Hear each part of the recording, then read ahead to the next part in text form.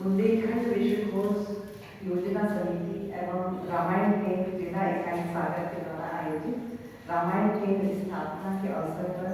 कार्यक्रम की अध्यक्षता कर रहे भोपाल से पधारे मनोज श्रीवास्तव जी, वृंदावन बाग मठ के महान श्री नरहरिदास जी, मुख्य अतिथि डॉक्टर राजेश श्रीवास्तव जी, महाविद्यालय के प्राचार्य डॉक्टर संजीव जोशी जी, धर्मश्री संस्कृत महाविद्यालय के पूर्व प्राचार्य श्री वासुदेव द्विवेदी जी, कार्यक्रम की संयोजिका प्रोफेसर डॉक्टर श्रीमती सरोज गुप्ता जी, बुंदेलखंड गौरव सम्मान से सम्मानित होने वाली हमारी Shrimati लीलिमा पेंदुलापरे aunty, doctor Pankaj Tiwari ji, Krishna Ram ji, professor Brajesh Srivastava ji, doctor आशीष द्विवेदी जी और आदरणीय पापा जी भी यहाँ उपस्थित हैं आज के साथ में। नमस्कार। डॉक्टर उषा मिश्रा जी, श्री प्रमोद चौबे जी, श्रीमती शोभा सराफ जी, शशि दीक्षित जी जो बहुत ही अच्छा संचालन कर रही हैं, शशि भाभी, प्रतिभा नेमा जी, रजनी श्रीवास्तव जी, पुष्पा गुप्ता जी, संगीता जी, रेणु कटहल जी, उन्होंने सरस्वती वंदना से सबका मन मोह लिया,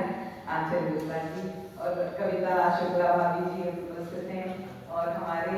सरोज गुप्ता भाभी जी के पति श्री गुप्ता जी भी यहाँ उपस्थित हैं। आज सरोज जी ने मुझे इस मंच पर इतने सभी ज्ञानी जनों के बीच आमंत्रित किया। मैं बहुत हर्षविभोर हूँ, मैं बहुत ही अल्पज्ञानी हूँ और इतने सब बुद्धि जनों के साथ बैठकर मुझे बहुत ही आनंद का अनुभव हो रहा है। हमारे यहाँ भक्तामल में एक काव्य है भाई साहब,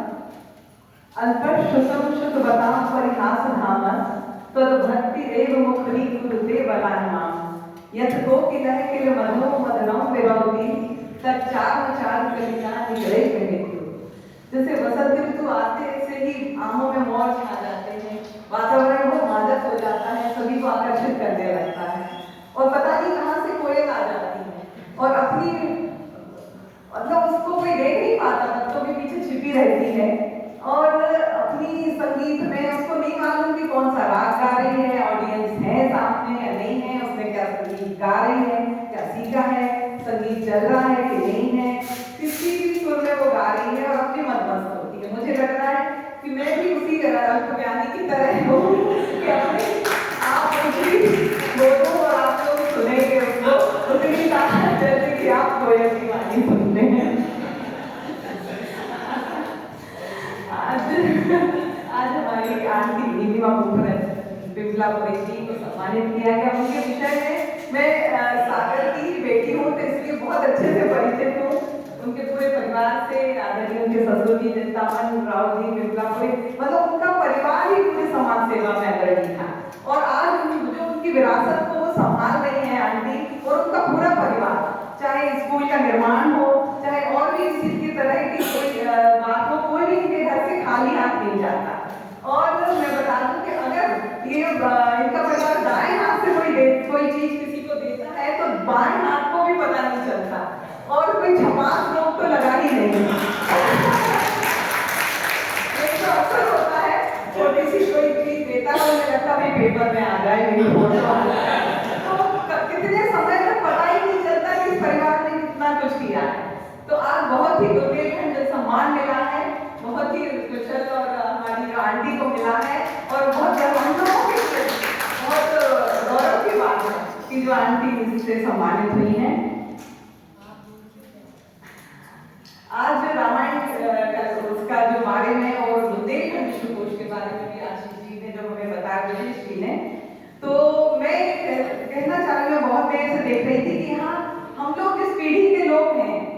15-20 और ज्यादा से ज्यादा 25 वर्ष के बाद ये पीढ़ी खत्म हो जाएगी, उसके आगे क्या। तो अभी भी जो लोग हैं यहाँ पे कोई युवा वर्ग नहीं है उपस्थित यहाँ। मैं सरोज जी से निवेदन करूंगी कि युवा वर्ग को सबसे ज्यादा आकर्षित करने की जरूरत है रामायण उसमें, और चाहे बुंदेलखंड का हो, क्योंकि सब लोग भूल रहे हैं, सबके बच्चे बाहर पढ़ रहे हैं। हम बुंदेली हम क्यों नहीं बोलते, हम क्यों नहीं बोल रहे हैं बुंदेलखंडी, हम अपने हाँ शर्म आ रही है और हम अपने बच्चों को फिर क्या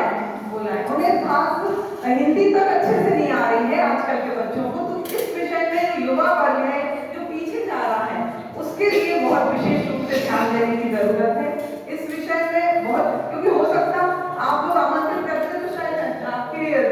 स्टूडेंट्स भी थोड़ा आते और इतने प्रखर वक्ता हमारे सामने आए हुए हैं और उनका हम लोग तो देखिए सबसे जुड़े हुए हैं, तो एक और हमारी कुछ इंटरेस्ट भी है तो हम लोग सुन लेते हैं, लेकिन जो बच्चे यहाँ आने चाहिए थे वो आज नहीं है। मैं इसकी कमी महसूस कर रही हूँ कि उस वर्ग को जरूर आप यहाँ बार बार नहीं आते इतने अच्छे वक्ता, और उनको सुनने के लिए एक पूरा बच्चों का एक होना चाहिए था कि कम से कम 20% बच्चे यहाँ होते, उनके बारे में सुनते। अगर हो उसमें से अगर 10% बच्चे भी कुछ लेके जाते, अपने माता पिता के पास जाते, अपने फ्रेंड से चर्चा करते, तो वो ज्यादा उपयोगी होता। मैं मेरे यहाँ एक बाई काम करती है, तो वो अपने गुनगुनाती रहती है, सीताराम सीताराम सीताराम कहिए, जाहे विधि राखे राम ताहे विधि रही है। तो मुझे उसकी इतनी 2 लाइनों से इतनी प्रेरणा मिलती है कि हम लोग थोड़ा सा ही कोई मन में कुछ हमारे जीवन में कुछ ऊंच नीच आती है, हम लोग कितने तकलीफ में आ जाते हैं,